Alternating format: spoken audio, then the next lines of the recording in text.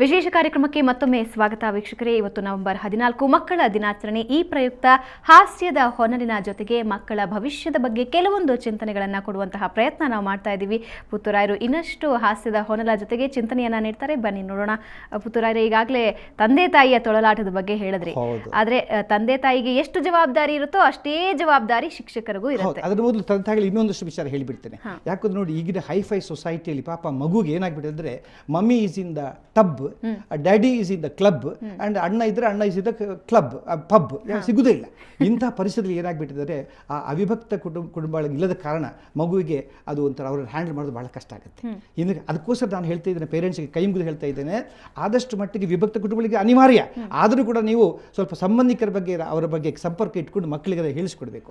ಇವತ್ತು ನೋಡಿ, ಮಗುಗೆ ಆ ಡ್ರೈವರ್ ಇಸ್ ದ ಅಂಕಲ್, ಕೆಲಸದವಳು ಆಂಟಿ, ಬೇರೆ ಗೊತ್ತೇ ಇಲ್ಲ. ಅದಕ್ಕೋಸ್ಕರ ಮಕ್ಕಳಿಗೆ ಮಾಡಬೇಕಾದ ನಾವು ಪ್ರಪ್ರಥಮ ಕೆಲಸವೆಂದರೆ ನಮ್ಮ ಸಂಬಂಧಿಕರನ್ನು ಅವರವರ ಸಂಬಂಧದ ವಿಚಾರದ ಅವರ ಉದ್ದೇಶ ಮಾಡಬೇಕು. ದೊಡ್ಡಪ್ಪ, ದೊಡ್ಡಮ್ಮ, ಅತ್ತೆ, ಮಾವ, ಅಕ್ಕವ ಹೀಗೆ ಹೇಳಿ ಕಲಿಸಬೇಕು. ಅಂದ್ರೆ ನನ್ನ ತಂದೆ ತಾಯಿಯೇ ಕಾರಣ ಅಂತೀರಾ? ಒಂದು ಲಿಸ್ಟ್ ಅವ್ರು ಕಲಿಸೋದಿಲ್ಲ ಅವರು, ಅದು ಮಾಡಬೇಕು. ಎರಡನೇದಾಗಿ ಈಗಿನ ಮಕ್ಕಳಿಗೆ ಏನಾಗಿದೆ ಭಾವನೆ ಗೊತ್ತಾ, they are the questioning type. ನೀವು ಮದುವೆ ಕರೆದು ಬರುವುದಿಲ್ಲ, ಅವ್ರು ಹೇಳ್ತಾರೆ ನಾವು ಎಲ್ಲ ಒಂಟಿಗಳಾಗಿ ಬಿಡ್ತೇವೆ, ನಮ್ಗೆ ಕಂಪನಿ ಇಲ್ಲ, ಬರುವುದಿಲ್ಲ ಅಂತಾರೆ. ದೇವಸ್ಥಾನಕ್ಕೆ ಹೋದ್ರೆ ಅವ್ರಿಗೆ ಇಂಟ್ರೆಸ್ಟ್ ಇಲ್ಲ, ಅವ್ರು ಹೇಳ್ತಾರೆ ಬೋರ್ ಅಂತ ಹೇಳ್ತಾರೆ. ಮತ್ತೆ ದೇವಸ್ಥಾನದ ಪೂಜಾರಿ ಕೊಟ್ಟರೆ ಮಲ್ಲಿಗೆ ಈ ಮಗು ಹುಡುಗಿ ಮಗು ಕೇಳುತ್ತೆ, ಇಟ್ಟುಕೊಳ್ಳಲು ಎಲ್ಲಿಗೆ? ಯಾಕೆಂದರೆ ಅವರಿಗೆ ಜಡನೇ ಇರುವುದಿಲ್ಲ. ಈ ಸಂದರ್ಭಗಳಲ್ಲಿ ಕ್ವಶನಿಂಗ್ ಟೈಪ್. ಆಮೇಲೆ ಡಿಮಾಂಡಿಂಗ್ ಟೈಪ್ ಈಗಿನ ಮಕ್ಕಳು ಕೂಡ ನೀವು ನೋಡಿ, ಅದು ಕೂಡ ಏನಾಗಿ ಒಂದೇ ಮಗು ಇರುವ ಕಾರಣ ಡಿಮಾಂಡಿಂಗ್ ಟೈಪ್. ಹಣ ಕೂಡಿಟ್ಟಿದ್ಯಲ್ಲ, ಯಾರಿಗೆ ಕೂಡಿಟ್ಟಿದ್ಯಾ, ಕೊಡು ನನಗೆ, ಒಂದು ಬೈಕ್ ಕೊಡಿಸು, ಒಂದು ಮೊಬೈಲ್ ಕೊಡಿಸು, ಯಾರಿಗೆ ಇಟ್ಟಿದ್ಯಾ. ಅದು ಕೂಡ ಅಪ್ಪ ಏನಾದರೂ ಕರಪ್ಟದ್ದು ಗೊತ್ತಾದರೆ ಮಕ್ಕಳು ಆಟ ಆಡಿಸ್ಬಿಡ್ತಾರೆ. ಇದು ಡಿಮಾಂಡಿಂಗ್ ಟೈಪ್. ಮೂರನೇದು ಬಹಳ ದೊಡ್ಡ ತೊಂದರೆ ಇದ್ದರೆ, ಈಗಿನ ಎಕ್ಸ್ಪೋಜರ್ ಇಸ್ ವೆರಿ ಹೈ. ನೋಡಿ, ಅವರಿಗೆ ಎಕ್ಸ್ಟರ್ನಲ್ ವರ್ಡ್ಗೆ ಎಕ್ಸ್ಪೋಜರ್ ಇಸ್ ವೆರಿ ಹೈ. ಅದಕ್ಕೋಸ್ಕರ ತಂದೆ ತಾಯಿ ಅಂದಾದರೂ ನಿಜವಾದ ಮಕ್ಕಳನ್ನು ಪಾಲಿಸುವಲ್ಲಿ they should do what to be shown to the children, what not to be shown. ಅವರಿಗೆ ಟಿವಿ ಏನು ತೋರಿಸಬೇಕು, ಏನು ತೋರಿಸ್ಬೋದು ಅವ್ರು ನಿಶ್ಚಯ ಮಾಡಬೇಕು. ಅಲ್ಲ, ಒಂದು ಇದರಲ್ಲಿ ತಂದೆ ತಾಯಿಗೆ ಒಂದು ದೊಡ್ಡ ತೊಂದರೆ ಅಂತ ಹೇಳ್ಬೋದು. ಯಾಕೆಂದ್ರೆ ಅಪ್ಪ ಮನೇಲಿಲ್ಲ, ಅಮ್ಮ ಮನೇಲೂ ಇರೋದು, ಇವ್ರು ಹಾಕೊಂಡು ನೋಡ್ಬಿಡ್ತಾರೆ. ಅದಕ್ಕೆ ಇವರು ಅದರ ಬೇಕಾದಂಥ ವ್ಯವಸ್ಥೆ ಮಾಡಬೇಕಾಗುತ್ತೆ. ಈಗಿನ ಕಾಲದ ಮಕ್ಕಳು ಭಾಳ ಬುದ್ಧಿವಂತರು. ನಾನು ಮೊನ್ನೆ ಒಂದು ಮಗುವಿಗೆ ಕೇಳಿದೆ, ಮಾತೃಭಾಷೆನ ನೀವು ಅದನ್ನು ಮದರ್ ಟಂಗ್ ಅಂತ ಯಾಕೆ ಕರೀತೀಯಾ, ಫಾದರ್ ಟಂಗ್ ಅಂತ ಯಾಕೆ ಕರೆಯುವುದಿಲ್ಲ ಅಂತ ಕೇಳಿದೆ. ಆಗ ಮಗು ಹೇಳುತ್ತೆ, ಅದು ಹೆಂಗೆ ಕರೀಲಿಕ್ಕೆ ಸಾಧ್ಯ ಇದೆ ಅಂಕಲ್, ಮನೆಯಲ್ಲಿ ಅಪ್ಪನಿಗೆ ವಾಯ್ಸೇ ಇಲ್ಲ. ಇನ್ನೊಂದು ಮಗು ಕೇಳಿದೆ, ಒಂದು ತಮಾಷೆಗೆ ಕೇಳಿದೆ, ಜಿಂಕೆ ಸತ್ತರೆ ಏನು ಸಿಗುತ್ತೆ ಮಗು ನಿನಗೆ? ಜಿಂಕೆ ಸತ್ತರೆ ನಮಗೆ ಕೋಡು ಸಿಗುತ್ತದೆ, ಆನೆ ಸತ್ತರೆ ದಂತ ಸಿಗುತ್ತದೆ, ಹುಲಿ ಸತ್ತರೆ ಚರ್ಮ ಸಿಗುತ್ತದೆ, ಚಿರತೆ ಸತ್ತರೆ ಉಗುರು ಸಿಗುತ್ತದೆ, ಆದರೆ ರಾಜಕಾರಣಿಗಳು ಸತ್ತರೆ ರಜೆ ಸಿಗುತ್ತದೆ ಅಂತ ಮಗು ಹೇಳುತ್ತೆ. ಎಂತ ತಮಾಷೆ ಆಗಿದೆ. ಇನ್ನೊಂದು ಮಗು ಕೇಳಿದೆ, ಲೆಕ್ಕ ಬರ್ತದೆ ಅಂತ, ನೋಡಪ್ಪ ಇಲ್ಲಿ ಬಾ ಇಲ್ಲಿ, ಈಗ ನಿನ್ನ ಅಪ್ಪ ನಿನಗೆ ಒಂದು 8 ಚಾಕ್ಲೇಟ್ ಕೊಡ್ತಾರೆ, 8 ಚಾಕ್ಲೇಟ್ ತಂದಿದ್ದಾರೆ ಊರಿಂದ. ಆ 8 ಚಾಕ್ಲೇಟ್ ನಿನಗೆ 3 ಚಾಕ್ಲೇಟ್ ನಿನಗೆ ಕೊಡ್ತಾರೆ, 7 ಚಾಕ್ಲೇಟ್ ಪಕ್ಕದ ಮಗುವಿಗೆ ಕೊಡ್ತಾರೆ. ಆಗ ನಿನಗೆಷ್ಟು ಬರುತ್ತದೆ?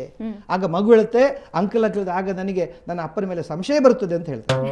ಈಗ ಹಾಗೆ ನನಗೊಂದು ಪ್ರಶ್ನೆ ಕೇಳ್ತಾ ಇದ್ದದ್ದು, ಅದು ಕೇಳುತ್ತೆ, ಅಂಕಲ್ ಈಗ ಅಮಾವಾಸ್ಯೆ ಶ್ರೇಷ್ಠನ ಅಲ್ಲ ಹುಣ್ಣಿಮೆ ಶ್ರೇಷ್ಠನ? ನಾನು ಹೇಳಿದೆ ಹುಣ್ಣಿಮೆ ಶ್ರೇಷ್ಠಪ್ಪ, ಎಲ್ಲ ಸತ್ಯನಾರಾಯಣ ಪೂಜೆ ಮಾಡ್ತಾರೆ, ಹುಣ್ಣಿಮೆ ಶ್ರೇಷ್ಠ. ತಪ್ಪು ಅಂತ ಹೇಳುತ್ತೆ ಮಗು. ನೋಡಿ ಎಷ್ಟು ಬುದ್ಧಿವಂತರು. ಆ ಮಗು ಹೇಳುತ್ತೆ, ಯಾಕೆಂದರೆ ಹುಣ್ಣಿಮೆಯ ನಂತರ ಚಂದ್ರ ಕ್ಷೀಣಿಸುತ್ತಾನೆ, ಅಮಾವಾಸ್ಯೆ ನಂತರ ಚಂದ್ರ ವೃದ್ಧಿಸುತ್ತಾನೆ, ಅದಕ್ಕೆ ಅಮಾವಾಸ್ಯೆ ಶ್ರೇಷ್ಠ ಅಂತ ಅದು ಹೇಳುತ್ತೆ. ಸ್ಕೂಲಲ್ಲಂತೂ ಒಂದು ಮಿಸ್ ಕೇಳ್ತತೆ ಮಗುಗೆ, ನಾನು ಸುಂದರಿ, ಇದು ಯಾವ ಕಾಲ?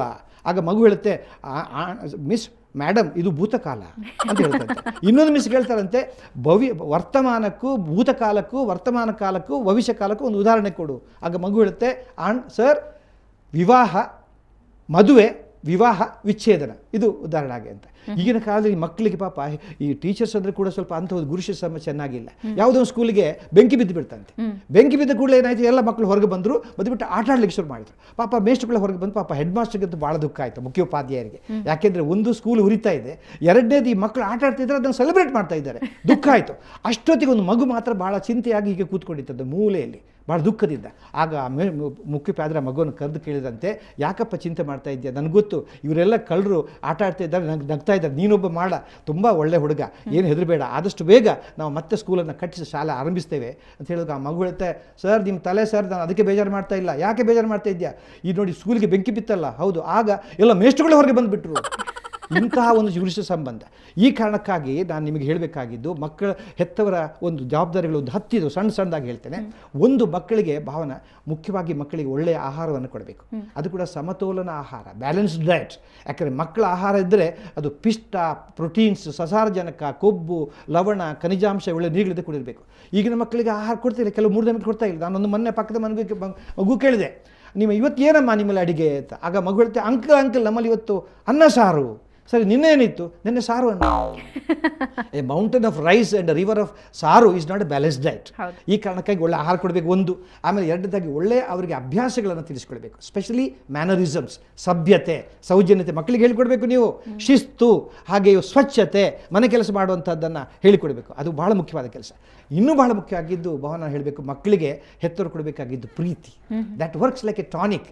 ನಾವು ಕೆಲಸದವ್ರ ಜೊತೆ ಕೊಟ್ಟುಬಿಟ್ರೆ ಮಕ್ಕಳಿಗೆ ತೊಟ್ಟಿಲೊಳಗೆ ಆಡುತ್ತೀಯ ನನ್ನ ಕಂದ, ಒಂದು ಜಾನಪದ ಹಾಡಿದೆ. ತೊಟ್ಟಿಲೊಳಗೆ ಆಡುತ್ತೀಯ ನನ್ನ ಕಂದ, ಬೆಟ್ಟೇಕೆ ಚೀಪುವೆ ಹೊಟ್ಟೆ ತುಂಬುವುದೇ ಅದರಿಂದ. ಬಂದು ಬಿಡು, ಓಡಿ ಬಂದು ಬಿಡು ನನ್ನ ಮಡಿಲೊಳಗೆ, ನಾನು ನಿನಗೆ ಹಾಲನ್ನು ಉಣಿಸುವೆ ಹೊಟ್ಟೆ ತುಂಬ ಅಂತ ತಾಯಿ ಹೇಳ್ತಾಳೆ. ಇಂಥ ಅದ್ಭುತವಾದ ಕಲ್ಪನೆ ನೋಡಿ. ಆ ಮಗುಗೆ ತಾಯಿಯ ಮಡಿಲು ಬೇಕು, ಆ ತಾಯಿಯ ಸೆರಗು ಬೇಕು. ಆದರೆ ಈಗ ನೋಡಿದರೆ ಹೆಂಗಸರಿಗೆ ಪಾಪ ಸೆರಗೇ ಇಲ್ಲ, ಮಡಿಲು ಮೇಲೆ ಸೆರಗೆ ಇರುವುದಿಲ್ಲ. ಯಾಕೆಂದರೆ ಈಗ ನೋಡಿ ಏನಾಗಿಬಿಟ್ಟಿದೆ ಅಂದರೆ ಈಗ ಸೆರಗೆಲ್ಲ ಹೋಗಿಬಿಟ್ಟಿದಲ್ಲ. ಈಗ ಮಾರುದ್ದ ಜಡೆ ತುಂಬ ಹಿಂದಿನ ಕಾಲದಲ್ಲಿ ಮಾರುದ್ದ ಜಡೆ ತುಂಬ ಸಂಪಿಗೆ, ಮುಡಿಗೆ ಮಲ್ಲಿಗೆ, ನಡೆಯು ಬೆಲ್ಲಗೆ, ಆ ಹಣೆಗೆ ಕುಂಕುಮ, ಕೆನ್ನೆಗೆ ಅರಶಿನ, ಕೈ ತುಂಬ ಬಳೆ, ಮೈ ತುಂಬ ಸೀರೆ. ಇದು ಹಿಂದಿನ ಕಾಲದ ಒಂದು ಪದ್ಧತಿ. ಈಗ ಹಾಗಿಲ್ವಲ್ಲ. ಈಗ ಒಂದು ಮುದಿ ಸೊಳ್ಳೆ ಒಂದು ಮರಿ ಸೊಳ್ಳೆಗೆ ಹೇಳ್ತಾ ಇತ್ತಂತೆ, ನೋಡಪ್ಪ ನಿಮ್ಮ ಕಾಲ ಭಾರಿ ಒಳ್ಳೆದಪ್ಪ, ನನ್ನ ಕಾಲ ಭಾಳ ಕಷ್ಟ ಇತ್ತು. ಯಾಕೆ ಅಂತ ಮರಿ ಸೊಳ್ಳೆ ಮುದಿ ಸೊಳ್ಳೆಗೆ ಕೇಳುತ್ತೆ. ಆಗ ಮುದಿ ಸೊಳ್ಳೆ ಹೇಳುತ್ತೆ, ನೋಡಿ ನಮ್ಮ ಕಾಲದಲ್ಲಿ ಈ ಥರ ಎಲ್ಲ ಮೈ ತುಂಬ ಬಟ್ಟೆ ಇರ್ತಿತ್ತು, ಒಂದು ಹನಿ ರಕ್ತ ನಾವು ಹೀರಬೇಕಿದ್ರೆ ತುಂಬ ಕಷ್ಟಪಟ್ಟುಕೊಳ್ತಿದ್ದೆವು, ಆದರೆ ನಿಮಗೆ ಈ ಸಮಸ್ಯೆಗಳು ನಿಮಗೆ ಇಲ್ಲ ಈಗ ಅಂತ ಸೊಳ್ಳೆ ಹೇಳ್ತಾರೆ. ಹೀಗಾಗಿ ಅವರಿಗೆ ಒಳ್ಳೆಯ ಅಭ್ಯಾಸ ತಿಳಿಸ್ಕೊಳ್ಬೇಕು, ಒಳ್ಳೆಯ ಮ್ಯಾನರಿಸಮ್ ಕಳಿಸ್ಬೇಕು, ಅದೇ ರೀತಿಯಲ್ಲಿ ಪ್ರೀತಿ ಕೊಡಬೇಕು. ಅದರ ಮೇಲಾಗಿ ನಾವು ಅವರ ಆ ಒಂದು ತಾರುಣ್ಯದ ತಲ್ಲಣ ಇದೆಯಲ್ಲ ಅದನ್ನು ನಾವು ತಿಳ್ಕೊಳ್ಬೇಕು ಅವ್ರಿಗೆ. ಯಾಕಂದರೆ ಹೆಚ್ಚಿನ ಮಕ್ಕಳು ಆ ವಯಸ್ಸಲ್ಲಿ ಪಾಪ ಹಲವಾರು ತಪ್ಪುಗಳನ್ನು ಮಾಡಿಬಿಡ್ತಾರೆ. ಅವರಿಗೆ ಅದನ್ನು ಕೊಡಬೇಕು ನಾವು.